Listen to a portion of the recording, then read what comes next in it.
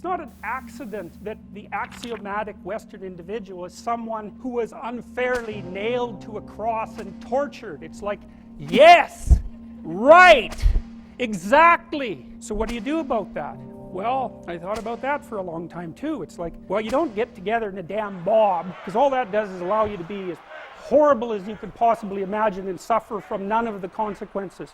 That's a bad idea. So how about we don't do that? Well, there's a deep idea in the West too. It's like, pick up your damn suffering and bear it and try to be a good person so you don't make it worse. Well, that's a truth. And there's going to be a fair bit of pain along the way, and lots of it's going to be unfair. It's like, yeah, no wonder you're resentful. It's like, act it out and see what happens.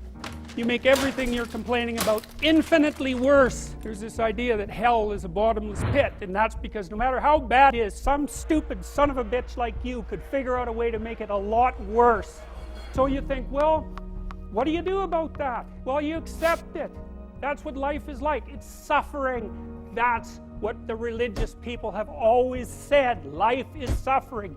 Yes. Well, who wants to admit that? Well, just think about it. Well, so what do you do in the face of that suffering? Try to reduce it. Start with yourself. What good are you? Get yourself together, for Christ's sake, so that when your father dies, you're not whining away in a corner, and you can help plan the funeral, and you can stand up solidly so that people can rely on you.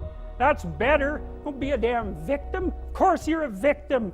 I knew this guy. He'd been in a motorcycle accident and it really ruined him, and he was like a linesman, you know, working on the power, and he was working with someone who had Parkinson's disease, and they had complementary inadequacies, and so two of them could do the job of one person, and so they're out there fixing power lines in the freezing cold, despite the fact that one was 3/4 wrecked with a motorcycle accident and the other one had Parkinson's. It's like, that's how our civilization works. It's like, there's all these ruined people out there. They've got problems like you can't believe. Off they go to work and do things they don't even like. And look, the lights are on. My God, it's unbelievable. It's a miracle. We're so ungrateful. College students, the postmodern types, they're so ungrateful. Jesus, put yourself together. And then maybe if you put yourself together, you know how to do that. You know what's wrong with you, if you'll admit it. You know there's a few things you could like polish up a little bit, that you might even be able to manage in your insufficient present condition.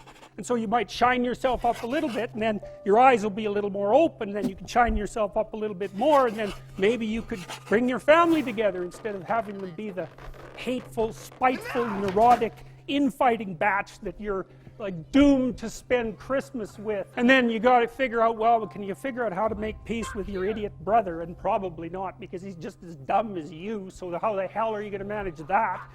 And so then maybe you get somewhere that way, and your family's sort of functioning, and you find out, well, that kind of relieved a little bit of suffering, although it reduced the opportunities for spiteful revenge, and that's kind of a pain in the neck.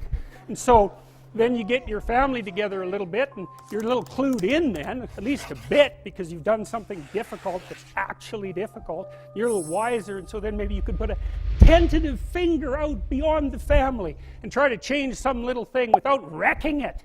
That's how you do it. Well, that's hard. It takes responsibility.